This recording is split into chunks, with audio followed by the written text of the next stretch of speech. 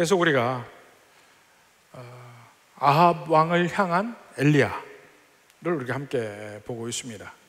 드디어 하나님께서 엘리야에게 명령하셔서 이스라엘에 다시 비를 내리라 합니다. 근데 바로 비를 내리는 것이 아니고 먼저 아합 왕 보고 보자고 합니다. 오바댜를 통해서 아합 왕을 만나고 아합 왕에게 이야기하죠. 갈멜산에 바알의 선지자 450명, 아세라 선지자 400명 불러 모아 달라 이야기를 합니다. 드디어 아합이 그 선지자들, 그러니까 엄밀한 이야기하면 성경적 의미의 선지자가 아니죠. 바알의 선지자 450명, 또 아세라의 선지자 400명을 불러 모았습니다. 850명 모았는데 바알과 아세라의 선지자들만 모인 것이 아니고 이게 큰 구경거리가 났잖아요. 그러니까 훨씬 많은 수의 이스라엘 백성들이 다 거기에 모인 겁니다. 그 가운데에서 한편은 엘리야가 있고 다른 편에는 850명의 그 바알과 아세라의 선지자가 있게 되는 것이죠. 왜 갈멜산에 모이라고 했을까 하는 면을 볼 수가 있습니다. 사실 갈멜산을 하면 이 이스라엘에서 해안 쪽으로 산이 난 곳이 그 갈멜산밖에 없습니다. 그 다른 데는 전부 그 예루살렘 쪽에 산지에서부터 쭉 이 하양으로 내려가서 해안 지방은 전부 평지입니다.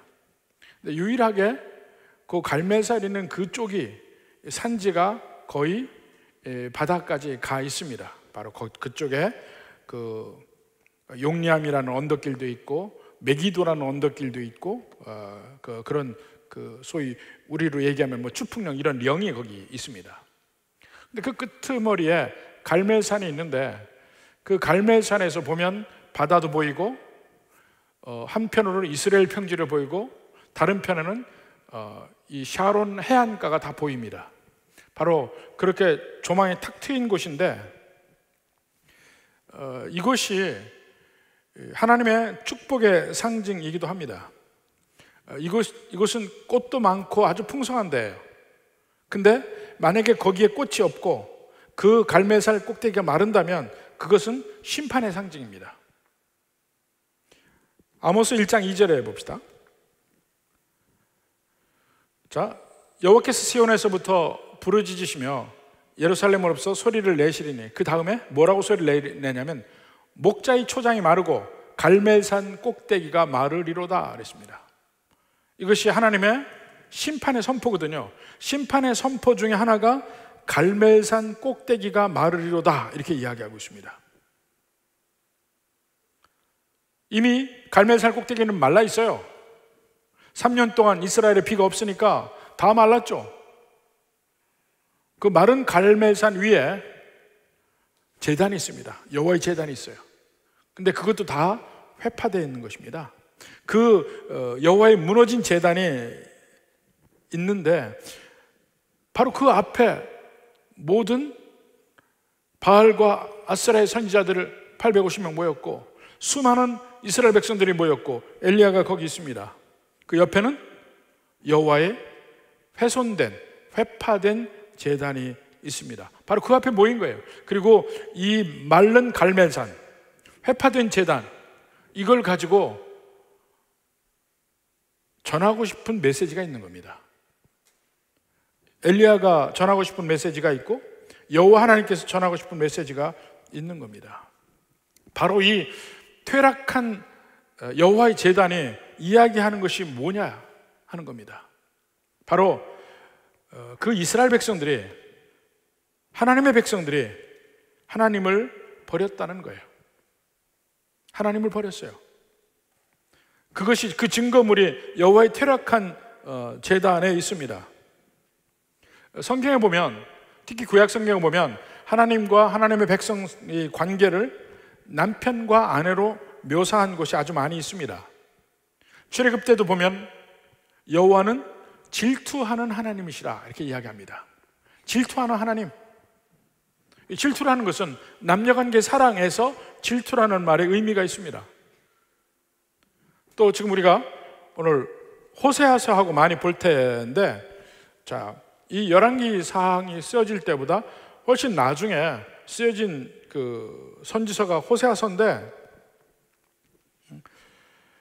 여기에 하나님을 떠난 이스라엘 백성에 대한 하나님의 마음이 잘 나타나 있습니다. 하나님은 호세아 선지자에게 고멜이란 여자에게 장가를 들라고 합니다. 고멜이란 여자에게 장가를 들어요. 근데 아무것도 없었던 여자입니다. 그 여인에게 장가를 들어서 그 여인을 아름답게 합니다. 자기 과수원에서 난 포도주와 무화과 열매와 모든 것으로 그걸 누릴 수 있도록 합니다. 근데 그걸 가지고 다른 남자를 찾아서 갑니다. 근데 그걸 묘사하면서 봐라, 내 아내가 그렇게 행하지 않느냐? 내게 있어서 이스라엘이 바로 그와 같은 존재이다. 이스라엘이 음행을 했다. 이렇게 표현을 하고 있습니다. 내가 너를 사랑했는데 네가 나를 버리고 떠났구나.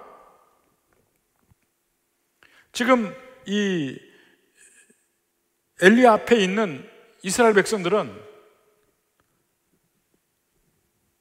아가서에 나오는 그 아내만도 못해요.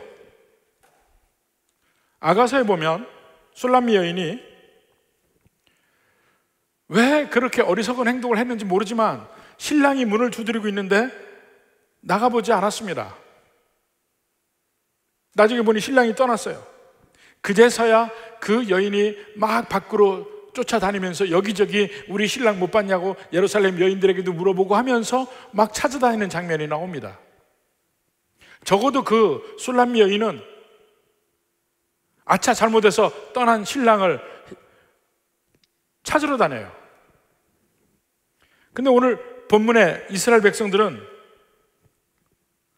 전혀 신랑된 여호와 하나님을 찾으려고 하는 마음이 전혀 없어요. 지금 3년 동안 비가 내리지 않았음에도 불구하고 그들은 여호와 하나님을 택할 마음의 준비가 전혀 되어 있지 않아요. 지금 엘리야가 묻죠. 여호와가 하나님이냐 바알이 하나님이냐 묻고 있습니다. 분명히 비를 컨트롤하고 있는 분이 여호와신데 그들은 비의 신 바알을 믿고 있어요. 그렇게 너희는 택하라고 말하고 있는데도 불구하고 그들은 말 한마디도 대답하지 아니해. 여호와가 하나님이란 말을 하지 않는단 말입니다. 그것조차 잊었어요. 그때 모든 것을 잊고 떠난 아내예요. 근데 하나님이 그 아내를 찾아 나섭니다. 그 대목이 어디에 가장 잘 나타나냐면 호세아서에 나타나요. 호세아서. 자, 아까 잠깐 얘기했죠. 호세아서 보면 고멜이란 여인과 결혼을 했는데 그래서 많은 것으로 자기 것을 주면서 풍성하게 누리게 했는데 그걸 가지고 떠나갑니다. 호세아서 3장 봅시다. 호세아서 3장 1절.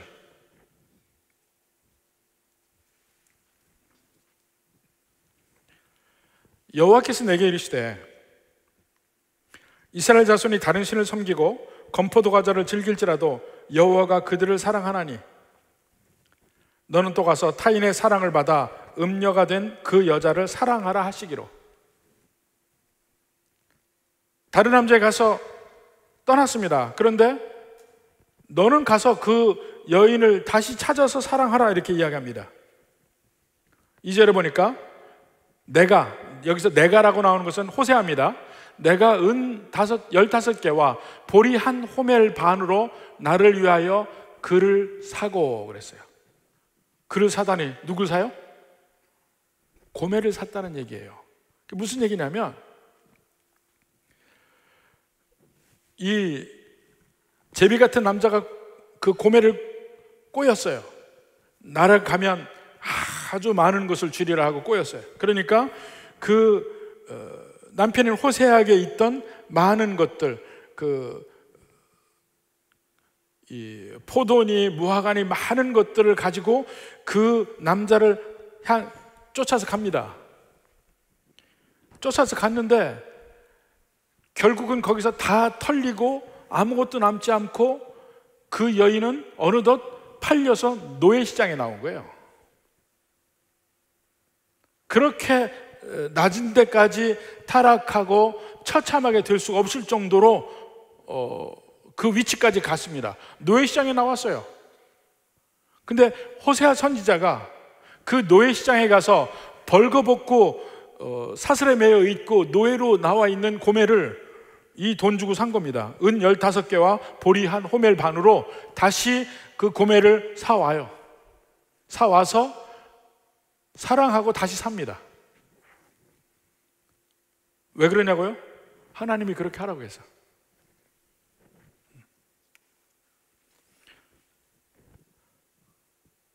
그러면서 하나님이 호세아에게 이야기합니다. 이제 내 마음 알겠냐? 그러는 거예요. 내가 이스라엘 백성들을 그렇게 한다는 거예요. 이스라엘 백성들을 그렇게 한다.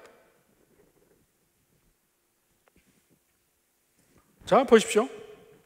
그 앞에 호세아서 2장 5절부터 봅시다. 2장 5절. 그들의 어머니는 음행하였고, 그들의 어머니라는 건 이스라엘 백성 얘기합니다. 그들을 임신했던 자는 부끄러운 일을 행하였나니 이는 그가 이르기를 나는 나를 사랑하는 자들을 따르리니. 이제 그 호세아서 보면 이제 고멜이 나는 나를 사랑하는 자들을 따르리니, 그것도 여럿이에요. 여럿 들을 따르리니 그들이 내 떡과 내 물과 내 양털과 내 삶과 내 기름과 내 술들을 내게 준다 하였음이라. 모든 것을 약속을 받고 고멜이 이 남자를 따라다니는 거예요. 그러니까 그러므로 6절에 그러므로 내가 가시로 그 길을 막으며 담을 쌓아 그로 그 길을 찾지 못하게 하리니. 저 남자를 따라가면 내가 많은 것을 누릴 수 있을 것 같아. 그 남자를 따라갔어요. 근데 거기가 아니야. 또 다른 남자를 따라갔어. 그 사람이 많은 걸 내게 줄 거라고 기대를 했습니다. 근데 그것도 아니야. 계속해서 그런 일이 벌어진 거예요.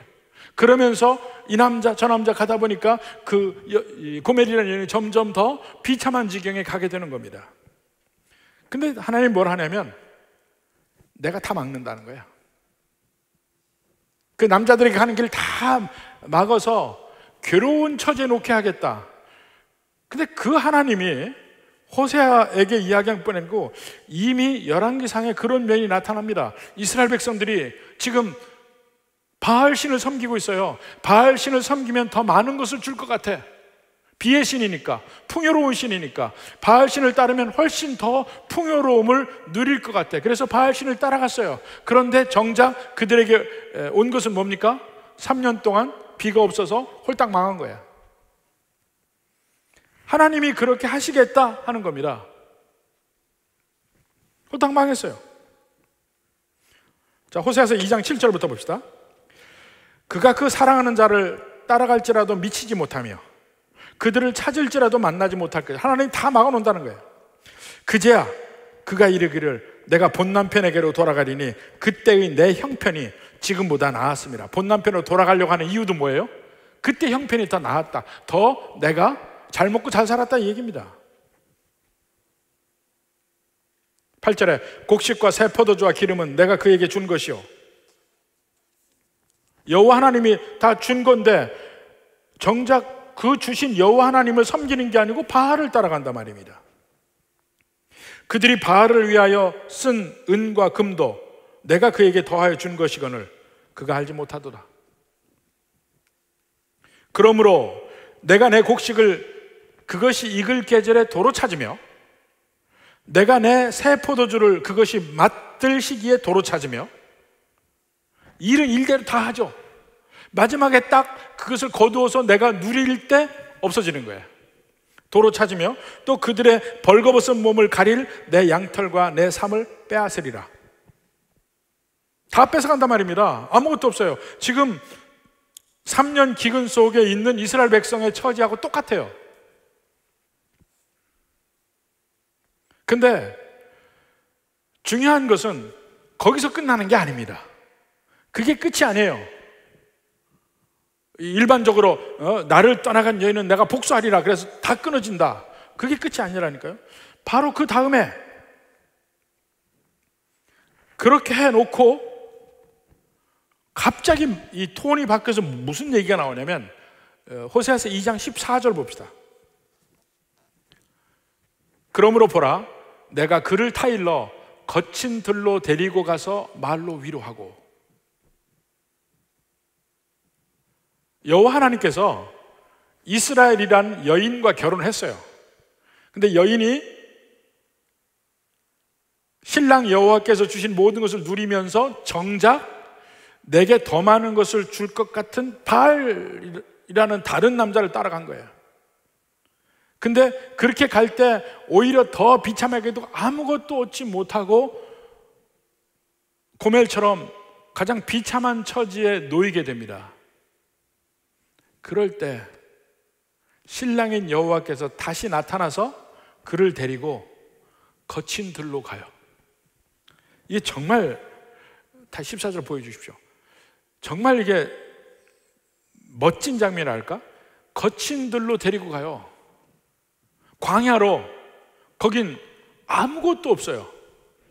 아무것도 없는 거친 들로 그 여인을 데리고 가서 말로 위로한다는 거야. 거기서 그 여인이 돌아봐도 아무것도 없고 아무 사람도 없어. 오직 내 눈앞에 보이는 것은 여호와라는 신랑밖에 안 보여요. 그렇게 하시겠다는 거야, 하나님이.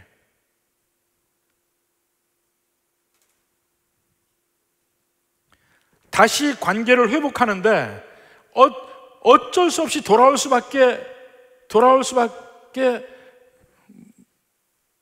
말이 좀 꼬이는데, 돌아올 수밖에 없을 그런 환경으로 만들어서 돌아오면 이제는 옛날 환경이 아니야. 거친 들로 다른 아무 것도 섬길 것이 없이, 다른 어떠한 유혹의 것도 없는 그 거친 들로 가서 딱 둘이만 있으면서 그를 위로하고 다시 사랑을 회복한다는 얘기예요. 이게 하나님이 하시는 일이야.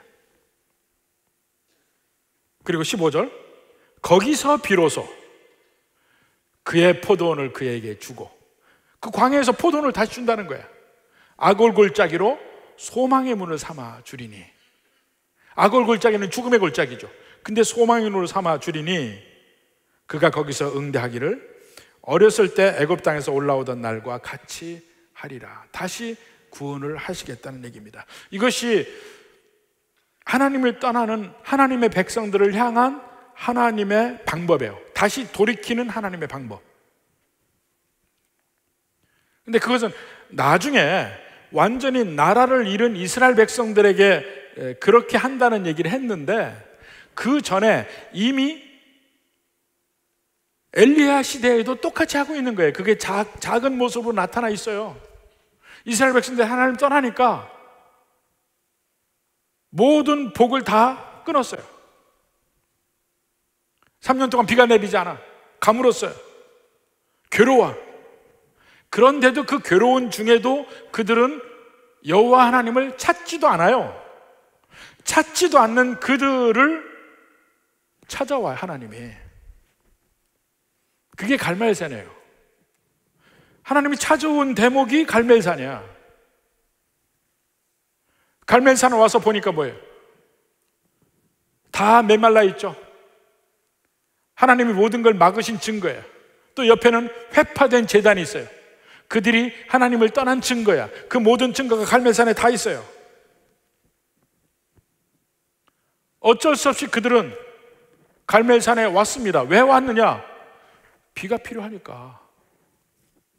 그들에게 비가 필요하니까 오지 않을 수가 없어요. 그들은 빵이 필요하고 그들에겐 재물이 필요해요.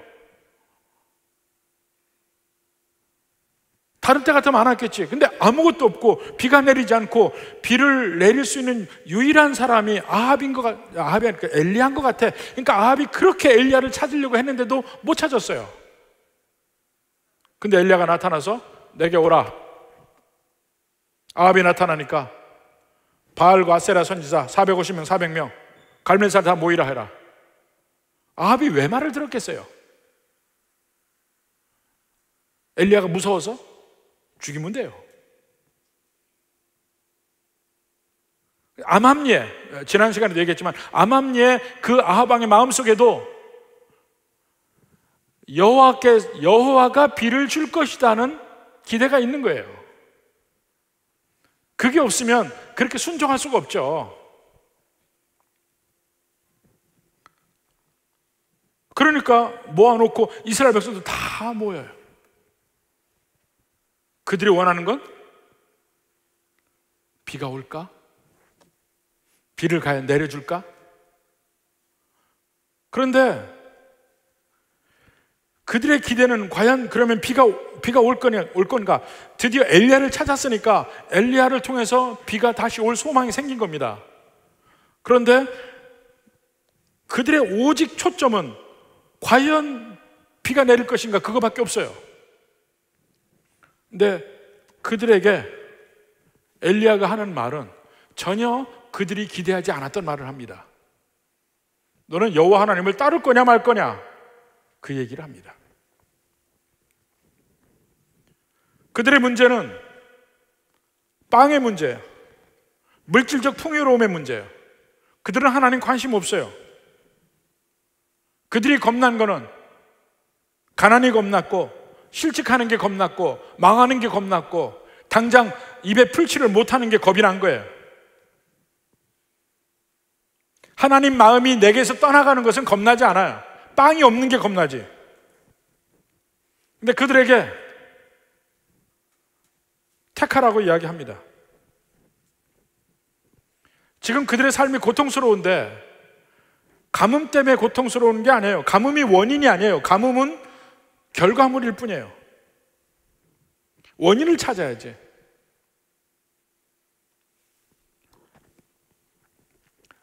옛날에 공부할 때 공부를 많이 하면 눈이 많이 필요하고 한다고 언제나 꼭 빠지지 않고 먹던 게 있었습니다. 뭐 간을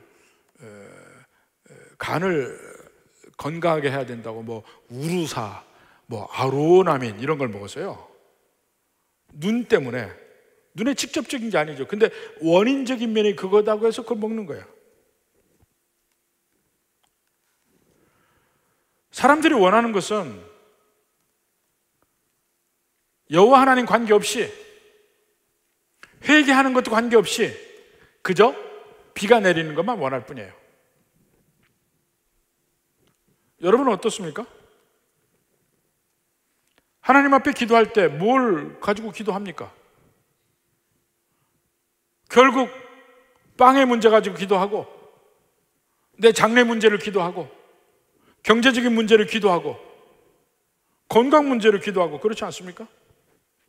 그런데 많은 경우에 그렇게 기도할 때 하나님이 주시는 답은 내가 원하는 답이 아닐 때가 많아요. 하나님은 그 문제를 이야기하려는 거 아니에요. 그 문제를 통해서 나를 하나님께로 이끌어오는 역할을 할 뿐이에요. 하나님 앞에 오면 하나님이 도대체 너는 나를 사랑하냐 안 하냐 그걸 묻는다니까. 우리는 금전 문제 때문에 하나님 앞에 나왔는데, 우리는 지금 건강 문제 때문에 하나님 앞에 나왔는데 하나님은 다른 얘기를 하셔요. 하나님은 가장 궁극적인 질문, 네가 나를 사랑하냐? 네가 나를 사랑하냐? 그건 묻습니다. 다시 이 여호와 하나님과 이스라엘 백성과의 관계를 주로 결혼 관계로 구약성경에서 많이 이야기하는데 그 문제로 돌아가 보면 자, 결혼을 하면, 일반적으로 결혼을 하면 신랑이 신부에게 많은 선물을 합니다. 전 지금도 이해가 안 되는 것이, 왜 결혼 기념일에 남편이 아내에게 뭔가를 해줘야 됩니까? 결혼은 둘이 같이 한 거 아니야. 근데 왜 꼭 남편이 아내에게 뭘 해줘야 돼요?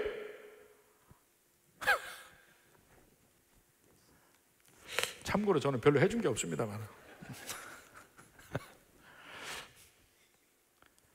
근데 그럴 때 만일에 신부가 신랑이 주는 선물에만 관심을 갖는다면 어떨까요? 신랑이 가진 돈, 신랑이 가진 능력, 이런 거에만 관심을 갖는다면 어떨까요? 그런 신부는 더 좋은 미래와 더 많은 선물을 약속하는 남자가 있다면 갈 수도 있잖아요.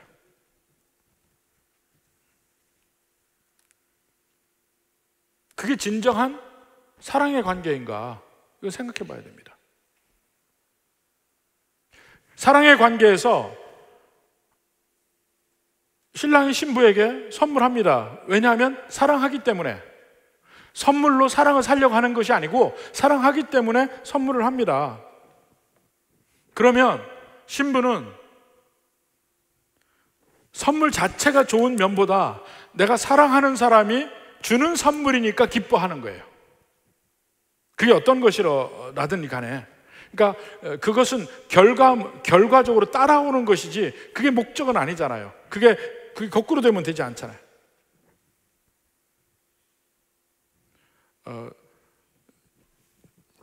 제 아내는 음식을 참 잘합니다. 가끔 실패하는 게 있긴 있지만 그건 거의 없고 거의 음식을 잘해요. 제 입맛에 맞아요.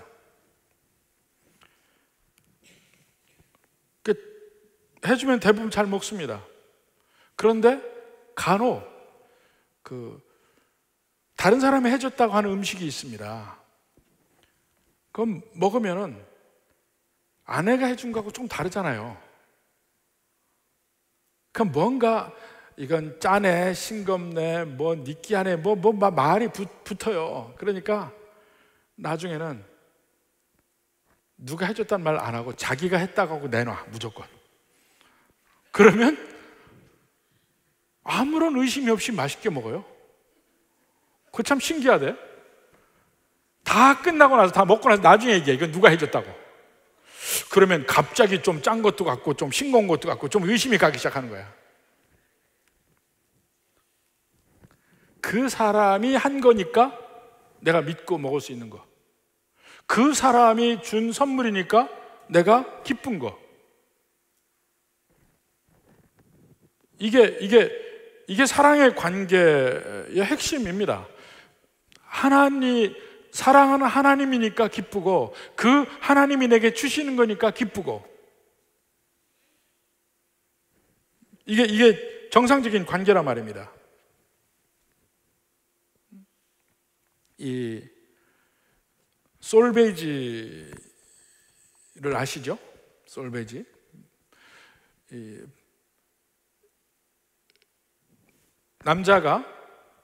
사랑하는 남자가 먼 나라로 돈을 벌러 떠났어요. 페르긴트가 기다리고 어느덧 할머니가 됐어요. 근데 할머니가 된 그에게 먼 여행에서 지치고 병들은 페르긴트가 돌아옵니다. 그리고는 얼마 못 가서 그 사랑하는 여자인 솔베이지 앞에서 죽어요. 그걸 사랑의 스토리라고 이야기하잖아요. 그러니까 사랑의 극치를 이야기하는 것이잖아요. 사랑하니까 끝까지 기다린 거야. 그리고 떠났던 페르긴트는 결국 다시 돌아오고, 근데 만나자마자 죽음이 그들을 가르는 거예요. 이런 사랑은 여러분 어떻게 생각하십니까?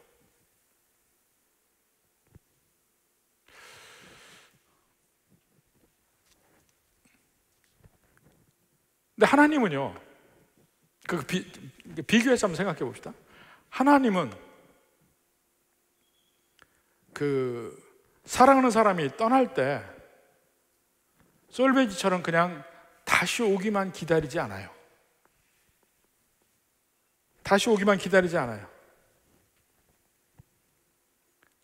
또 페르긴트처럼 무책임하게 살다가 다 모든 인생 풍파 다 겪고 나서 마지막에 참 옛날에 내가 사랑하는 사람이 있지 하고 솔베이지에게 돌아오는 그런 분도 아니에요. 적극적으로 떠나가면 그 떠나가는 그 상대방을 끝까지 쫓아가서 다시 사랑하게 만들고 다시 관계를 맺고 다시 돌아오게 하고 다시 관계를 맺는 것이 하나님의 사랑입니다. 왜냐하면 그게 상대방에게도 행복의 길이니까. 하나님 안에 있을 때만 비로소 행복하니까. 무기력하게 그냥 멀리 떠나는 사랑하는 사람을 그냥 보내는 솔베이지가 아니라니까요. 그 길이 아니다면 적극적으로 막아요. 그리고 붙들어서 함께 복과 안식을 누리게 만듭니다. 절대로 그만두지 않는다는 거예요. 아까 호세아서 계속 읽어봤잖아요. 같은 면이에요. 하나님이 우리를 사랑하실 때도 포기하지 않으십니다. 다른 길로 간다면 막고 도저히 갈 수 없게 만들어서 손 들고 하나님 앞에 나와서 기도할 수밖에 없게 그렇게 만든다고요. 그럼 나는 나의 빵을 위해서 기도하는데 바로 그 기도하는 자리에서 하나님은 묻습니다. 네가 나를 사랑하느냐? 나를 사랑해야 된다. 이렇게 이야기합니다. 여호와 하나님과 이스라엘의 관계처럼 우리와 하나님과 관계도 마찬가지예요. 오늘날에도 많은 사람들이 그 당시 이스라엘 백성들처럼 누구든지 비만 주면 내가 그를 따르겠다. 누가 진짜 신이냐? 비를 주는 신이 누구냐? 여호와냐 바알이냐? 바알이 비를 준다면 나는 바알을 따르겠다. 그 자세입니다. 이스라엘 백성들이. 그들에게 하나님이 비를 주면서 나야 내가 여호와야, 내가 비의 신이야, 내게 참된 축복이 있어, 그걸 보여주면서 다시 오라고 하십니다. 참 어떻게 보면 하나님 참 비굴하게 가시는 것 같아요.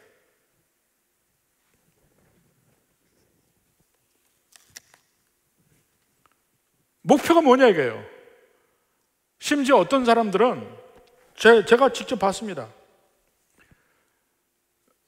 병에 걸려서 백방으로 병을 낫기 위해서 기도하고 하는데 만약에 여기에 해결책이 없다면 얼마든지 종교를 옮겨서라도 거기 가서 만약 병만 고칠 수 있다면 종교도 옮길 자세로 사는 사람들이 있어요.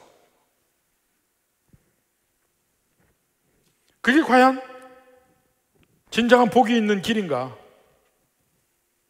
만약 여기서 하나님의 엘리야를 통해서 너희는 지금 택하라. 누가 참된 신이냐, 여호와냐 바알이냐, 이렇게 선택을 강요하지 않고 그냥 18장 1절에 바로 얘기한 대로 비만 내렸으면 어떻게 됩니까? 그들은 계속해서 바알을 섬기고 바알을 사랑하고 하나님을 떠나갔을 거예요.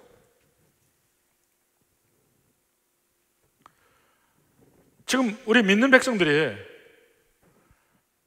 여러분은 과연 하나님의 축복을 받고 있다고 생각합니까? 아니라고 생각합니까? 많은 사람들이 그래도 내가 밥숟가락을 먹고 있고, 말이 좀 이상하네. 밥술이나 뜨고 있고 뭐가 있고 나는 참 복된 생활이라 주로 그런 식으로 생각을 해요.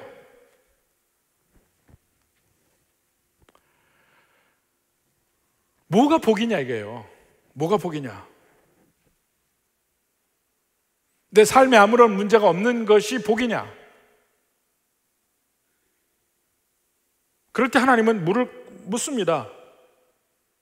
너 나를 진짜 사랑하냐? 하나님의 복은 물질에 많고 적음에 있지 않습니다. 여러분의 심령 속에 하나님의 사랑이 얼마나 있느냐 없느냐 한번 따져보십시오. 하나님 없으면 못 살겠다 생각하는 과연 그 마음이 있는지, 이 세상에 어떠한 일이 있더라도 나는 꼭 하나님을 믿고 하나님 뜻대로 살겠다고 생각하는 것인지, 세상이 잘 살기만 하면 얼마든지 하나님을 버리고 벗을 수도 있다고 생각하는지 한번 스스로 생각해 보십시오. 어리석은 사람이 되지 맙시다. 스스로를 속이지 맙시다. 우리 인생에 있어서 물질의 풍요로움이나 아니면은 어려움이나 이 모든 것이 하나님께서 나를 사랑하시는 바로메타는 절대로 아닙니다. 단지 어떠한 경우라도 나를 하나님께로 이끌 수 있다면 그것은 내게 축복입니다. 부디 이러한 복과 은혜 가운데 살 수 있기를 주님의 이름으로 축원합니다.